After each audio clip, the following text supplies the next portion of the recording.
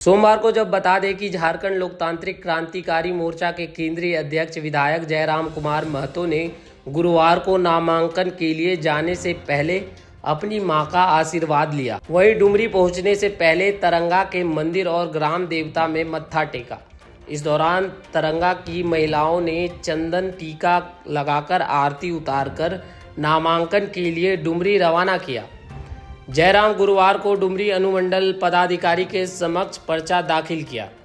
डुमरी के आयोजित नामांकन रैली के दौरान जयराम ने कहा कि डुमरी विधानसभा का चुनाव एक विधानसभा और विधायक का चुनाव के लिए नहीं है, राज्य को नेतृत्व प्रदान करने का चुनाव है। झारखंड राज्य को अलग करने के उद्देश्य और जनता को उनके हक अधिकार संरक्षित करना है, उनकी उन्नति के लिए मार्ग प्रशस्त करना है। अभी तक जो भी सरकार आई है वह कहीं ना कहीं नाकाम रही है, इसलिए एक बार युवाओं को अवसर मिलना चाहिए ताकि वह दृढ़ संकल्पित होकर झारखंड को एक नई दिशा प्रदान कर सके। वह जेएमएम और आजसू दोनों की बढ़ा दी गई है।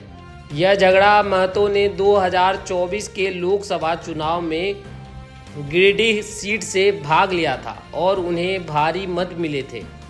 डुमरी विधानसभा क्षेत्र में जयराम को 90,541 वोट मिले थे, जबकि उनके प्रतिनिधि आजसू को 55,421 और अन्य को 52,153 वोट ही मिले थे।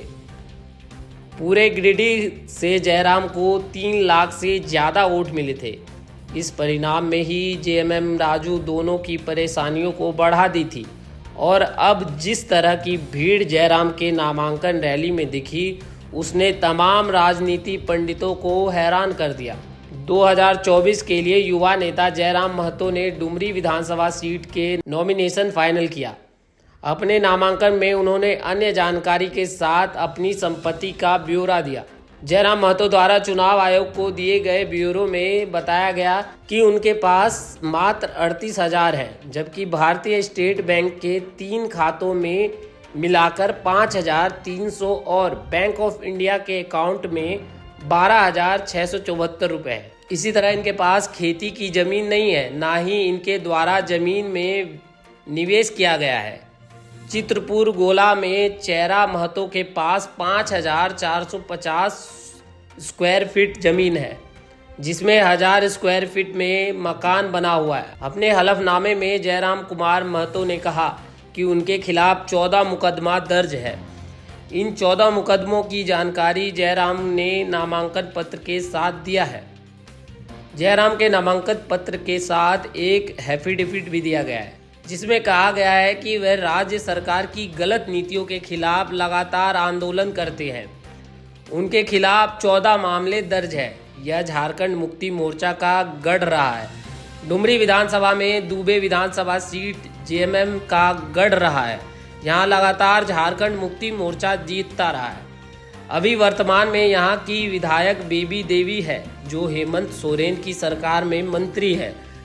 जगन्नाथ महतो के निधन के बाद हुए उपचुनाव में उनकी पत्नी बेबी देवी ने उनका चुनाव लड़ा था और जीत भी हासिल की थी। इस बार भी जेएमएम ने बेबी देवी को टिकट देकर मैदान में उतारा है। साथ ही सीट पर आजसू की नज़र है।